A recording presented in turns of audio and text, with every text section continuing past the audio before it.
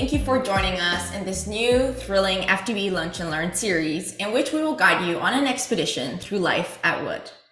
We'll be showcasing a new profession every month and providing you with a comprehensive glimpse into their daily routine, from sunrise all the way to sunset, their contributions and the distinctive duties and obligations they bear. This type of content is what you have all asked for, and we hope to inspire you to take a role in energy. Today, we have Jamie Elrod. She's an account manager with 10 years of sales experience. We're gonna deep dive into Jamie's routine and what it's like in case you've ever wondered or you've ever wanted to pursue a career in sales. So Jamie, thank you for being here today. Marciel, thank you so much for having me. It's a real honor, and I'm just really looking forward to sharing what it's like to be in sales, because I know I was very curious when I first started my job, and I think it's a great opportunity for those looking to grow their career here in the energy space, and sales is a great way to do it. All right, Jamie. So before we get started into the deep diving of your day in the life, can you run us through a quick resume snapshot of the last 10 years so we can briefly understand your journey in sales? And then we can get into more of the day-to-day questions. Yeah, of course. So I'll start off with this. Sales, what I really love about it is it doesn't matter what industry you're in. You can always move around and learn and grow within different roles and take on different sales responsibilities. So I actually started out in midstream, right out of college, from a recruiter that found me on LinkedIn. So I'm a very big advocate for social media and promoting your resume there.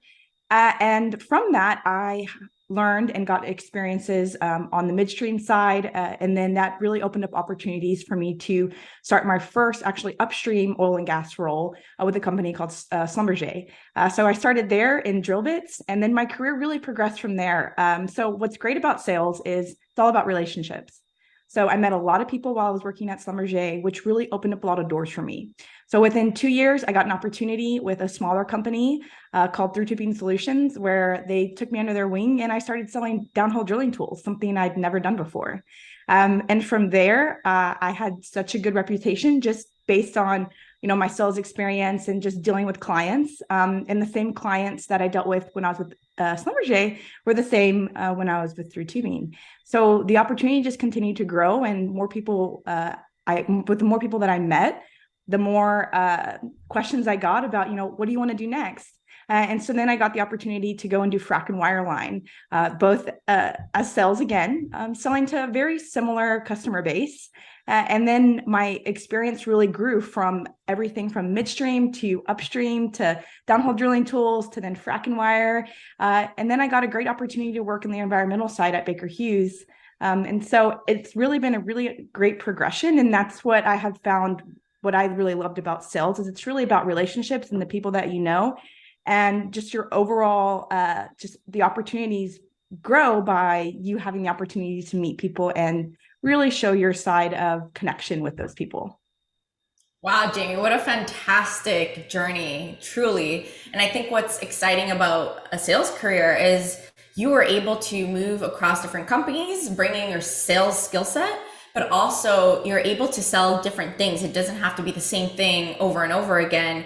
I think once we get a little bit deeper into some of the questions, being a sales professional, it's all about certain skill sets, and then you can be very flexible on at the end of the day what you're selling, right? Mm-hmm. So what did you study, and did you think you were going to go into sales? And if somebody who's listening to this would like to have a sales profession but maybe didn't study what you did, can they still switch over? Oh, of course. So I actually went to Sam Houston State University. Didn't do anything in what you would normally, when people think about oil and gas, they think about engineering. I did marketing and business communication. So I really wanted to do. Honestly, I was really big into sports at the time. So I thought maybe I'd be like a marketing broadcaster for like the NFL or something. It's kind of where my mind was at. And then after I graduated, I realized that I really liked being outside and being outdoors, and sales really offered me the opportunity to really go into any industry. And so you don't have to have a technical or a certain background to be in sales. It's more about who you are, your personality, being, you like meeting people, you like networking, you like customer relationships. Really, sales is all about the skill sets that you have. It's not so much about the degree, in my opinion. Now, others might think differently, but I think as long as you have those qualities that are needed to build relationships with people, and you like talking, you like being able to go in situations where you have to explain, certain aspects of the company that you're working for in order to have somebody buy into it. I mean, those are skill sets. They're not, and you can learn those as well. And really early on, I always wanted to do sales. I worked at Lululemon when I was in college, and I loved selling yoga pants. So from there, I really thought that, sales and working with people was really something that I really liked and enjoyed. So for me, very early on, I always knew that I wanted to be out in front of people and out speaking with others, and I was very extroverted. And so I knew that that kind of role would be for me, which was originally why I ended up getting a marketing degree, because I thought, marketing does go into sales at some point. And so that was really the path that I took. Wow, thank you for sharing that. And I think to your point is, if you didn't do marketing and you're listening to this, but you'd like a career in sales, we've seen it quite a bit where you could really truly come from any sort of background. You could be an engineer, you could be an accountant, you could have done marketing, you could have done quite a bit of different degrees, but it's very flexible. It really depends on the skill sets that you have, like Jamie mentioned, whether it's you're a people person, you know how to negotiate, you can present in front of customers, you like being around people, that type of thing. So Jamie, tell us a little bit about what a day in the life looks like for a sales rep or account manager or any of that sort that just deals with customers, because everyone always thinks that they're just out golfing all day long or out at dinners all day long. So can you tell us a little bit more about maybe behind the scenes of what people don't know? Yeah, no, I get that a lot. So with sales, really, it's really about customer management. So yes, of course, there's times where you take customers out to golfing events or clay shooting, or in my case, I really like to work out. So I would take some clients to the gym with me. But at the end of the day, those are just, I would say, like the benefits, if those are things that you enjoy doing in a sales role. There's some people that maybe don't really feel comfortable in those situations. So really, that's not a glamorous part of the job for them. But a lot of what a sales leader does, or a sales professional, account manager, is you really have to deal with the day to day. And that can be very tough. It's not all, roses and everybody's buying everything from you.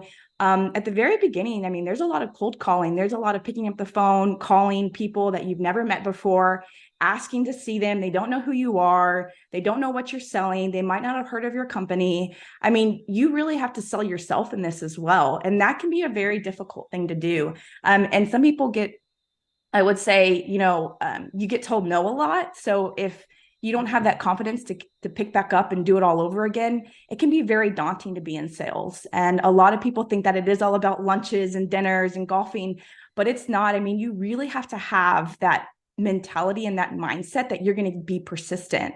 I can tell you there's a lot of times, especially when I first started out, I would be knocking on doors. I'd be trying to get into a breakfast room, and I'd be bringing breakfast food, and nobody would let me in because nobody knew who I was. And then you have to make conversation with people you don't even know. So just imagine going into a room full of people that you have no idea what they like or what they don't like. And then you're trying to just like relate to them so that you can figure out kind of what their needs are, so that maybe you do have an opportunity to sell something to them. And that can be really scary for a lot of people. And you made a really good point, Marciel. You talked about like presenting in front of customers. There's a lot of management of how are you going to present and show something to your customer. You have to build presentations. You have to make sure that you're hitting your right numbers. You have revenue targets. And then on all of that, you need to go and present in front of a group of people, and you're trying to sell them on something. That can be even difficult when you're trying to sell something when you're a little kid to your parents, wanting them to buy you the candy in the store. It's hard. So it's not for the faint of heart. I mean, sales can be very grueling at times, especially in the oil and gas market where it's very up and down. And so there's some years where, yeah, it's a little bit easier because people really need your service. And there's other years where people don't need you. And so you have to create a reason why they do. But for me, I think that's what makes sales so exciting, because there's always a new opportunity every day, and you're never doing the same thing every day. You're seeing a different client. You're going to a different office. You might be selling a similar product to all these clients, but you're always talking to somebody new, and everybody has their own unique personality. And that's what makes it so much fun.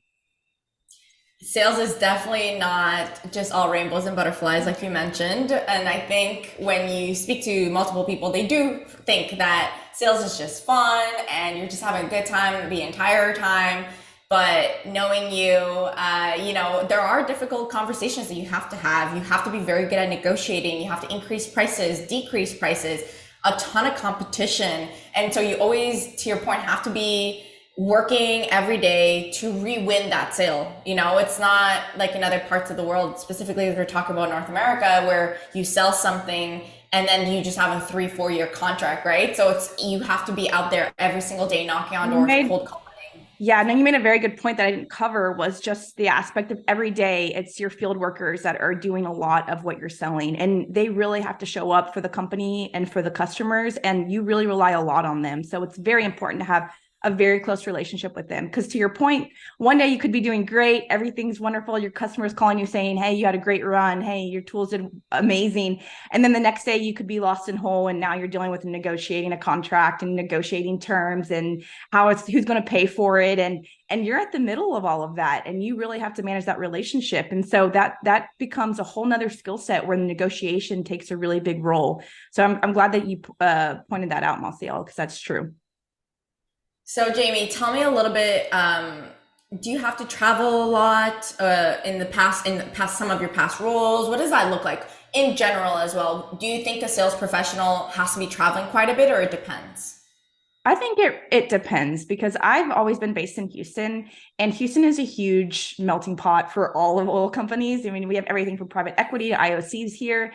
And so I really had, I guess you could say I was very lucky in the fact that I really didn't have to travel a lot unless I was going to South Texas, West Texas, all in Texas vicinity. But there has been different types of my roles where I have had to travel. There's operations in Denver and Pennsylvania and other parts of North America.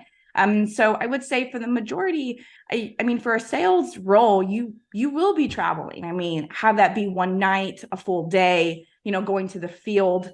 And so honestly, I would almost say it is 50-50 if I really think about it throughout all my roles, because if anything, if my customer might be in Houston, I might want to go to their operations because I want to go see how the customer is doing out in the field. I want to meet the people. I want to meet the field consultants. I want to meet our guys out there in the field, our women and our guys out there. And so I would have to travel for that as well. And so although it might not be an extensive distance, you're still having to go and stay overnight. So there is definitely travel involved. But for me, that was one of my most favorite times, was going to the field. So I never really saw it as a burden. It was an exciting time for me to do that. For a sales role, how flexible is it? Some people like a lot of flexibility. Some like very structured. They like to be in the office every single day. What is a sales kind of flexibility look like? Yeah. So a lot of times in sales, if people see you in the office every day, then they don't think you're doing your job, because you should be in your customers' offices. So as far as sitting at your desk and doing paperwork or presentations and stuff, that's probably 1 or 2 days out of the week, because you do have to prepare. And that might be just half days where you go in the morning, you work on your presentation, you talk to some people in the office, you get those that need to get involved.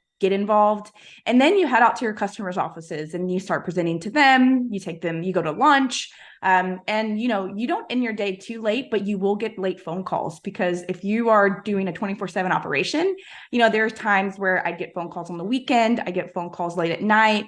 I get text messages. Things are happening at a weird hour in the day. And I have to make sure that our field representatives understand and know so that they can help the client.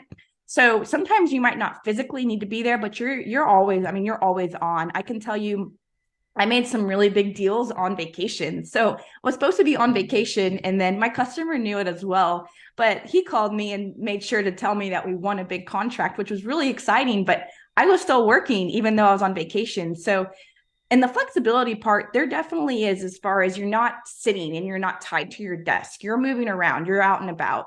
But there is a lot of after hour functions. There's conferences that you go to. And so once again, it goes back to, are those the things that you enjoy? If you enjoy doing those things and being around people, then you're not going to see this as a burden, or you're going to really love your job. But if it is really like irks you to like go out and spend those after hours, or, taking phone calls late at night, depending on your role and what you're selling, it could be a little bit more difficult for you to manage, because you don't just shut it off when you leave. I mean, you're constantly on. I really like that you shared all of that because it really gives you a snapshot of basically if you would be good in this role or not, which is really what we wanted out of these series. And you've explained it very well in the sense, if you're a people person, if you don't mind cold calling, if you don't mind uncomfortable conversations at first when you're just, you're the new kid in school type of thing where you have to come in and break the crowd and go target certain people that you need to speak with in order to sell your products or your services, etc. And so that those are all good fits. Flexibility is key in sales, as you mentioned. You have to be in front of your customer, and you might have 30 customers in Houston, and you have to be traveling all over Houston, from the Woodlands all the way to Sugarland, etc. So I've always kind of seen salespeople on their phones, or driving in between meetings, or at lunches, or at dinners. You have flexibility in the sense that you're not sitting, like you said, tied to your desk all day, but you're out and about all day. So if that's something that you enjoy, then sales is definitely for you. If you like more of sitting in an office or being somewhere from 9 to 5 and then going straight home, not driving throughout Houston or driving throughout your location, talking to people. I mean, we all have a preference whether we like being in front of people and talking with people, and some people just don't like that, and that's fine, right? You want to be more technical, you want to be in an office, you want to be in research, you want to be in a manufacturing facility where it asks you to be there all day. And so we're going to discover a little bit more of that in the rest of our series, where we can find out more of those type of roles. So I really like everything you've mentioned. Can you give us just a quick brief of like what your day looks like from the morning that you wake up, the time that you wake up all the way to the evening, and please bring in your family and how you interact with them throughout the day. Yeah, no. So before having Kylie, it was like 5 a.m. I'm out the door at the gym, then going to pick up breakfast to go to my first client's office. And then it was from there, I would deal with that client for about an hour, hour and a half. I'd go and do some work by nearby coffee shop for about 30 minutes to an hour, depending on when lunch was, because then I had to go pick up another client. Usually probably deal with some invoices or something with them at lunch, make sure that we were on the same page on, upcoming work, upcoming pad movement, where our guys need to be. Lunch is not just sitting there and, eating and talking about fun stuff. I always made sure every lunch meeting I got something out of it, and, would be able to report back that to my boss. And then after that, if I didn't have somebody to meet in the afternoon, I'd go back and make sure I was working on my next day presentations, taking phone calls, looking at my numbers, making sure the revenue was where it was supposed to be at. We're hitting our right targets, talk with any of our field representatives, talk with our VP of, at the time, if I was, in downhole drilling, it would be one of our tool guys. If I was in frac and wire, I'd be talking to one of the frac and wire guys. And just making sure that we were all up to speed on kind of what was needed, how the field was doing. And then also, anything that we needed to know about what was upcoming as far as just revenue targets or increased pricing, decreased pricing, which never happens, or, something like that. So that was always made for the afternoon. And then I'd get home later in the day. And usually that's when a lot of the clients would kind of call me, was 5:30, 6 o'clock, because always about that time is when something's going on operationally, or maybe they needed some pumps or they needed something out in the field. So like I said, like I was always on all the time. And then now, talking about today, as a working mom, my 5 a.m. is with my daughter. So I now had made a priority that time when I usually was out the door, I'm taking care of her. And then she goes to a Montessori. So we drop her off around 7:30, and my husband and I share those duties. So it depends on who has meetings in the morning. So if I have a meeting, he'll drop her off. If he has a meeting, I'll do it. So we really have to coordinate our schedule. So now I would say that this element has made it a little bit more complicated, but it's nothing that you can't handle. So we really coordinate our schedules throughout the day. But that block of time when she's in school, we have all the opportunity to still do all the same things. So talking with clients, going to lunch if that's required, or if that is something that we have set up that day. And then at some point, if I don't have a lunch, I usually use that hour to work out. since I don't get to do that in the morning anymore. So on some days, that lunchtime I will use for my workout, and then I'll go meet clients afterwards. And so that has worked out pretty well in adjusting my schedule, because I do think it's very important to have priorities, and that one of those should be for you, whatever that is. Have you need some sort of downtime throughout the day to just focus on a certain project? Have that be maybe just yourself. For that 1 hour, you need a break if you don't get that break over lunch. So you need to have something for yourself throughout the day, so that you're giving your best self to your family and to your work. And I think that's very important. So we try to make that a possibility at least 3 times a week. And so that's kind of how we've been able to manage it ever since we've had Kylie in our lives. What a fantastic journey, Jamie. I had 10 years of being a sales professional. And I would say even prior, like you mentioned, worked at Lululemon. It was definitely something in your DNA. You like talking to people, you like negotiating with people, and you like the flexibility that a sales role brings. And so thank you for sharing your journey. I think this is very exciting because a lot of people don't know much about sales. To your point, they think you're just out golfing all day long and that it's all rainbows and butterflies. But to your point, there's a lot of difficult conversations that need to be had. Sometimes things happen out in the field or with your product or with your project that guess who's responsible to go own up to it to the customer or have those difficult conversations? It's a sales professional. And so I really like that you brought in all the positives and sometimes the hard parts and the challenging things about your role, full transparency. So I absolutely love that. And I think for anybody who's excited about that type of journey, like Jamie said, you don't need a specific degree. With enough experience, and if you have the skill sets of a good sales professional, you could be successful as well. And so Jamie, thank you for being here today, for sharing your story and bringing us into a sales professional. And for everybody listening, thank you for joining us on this first FTB Lunch and Learn series, A Day in the Life of. So catch you on the next one. Thank you for having me.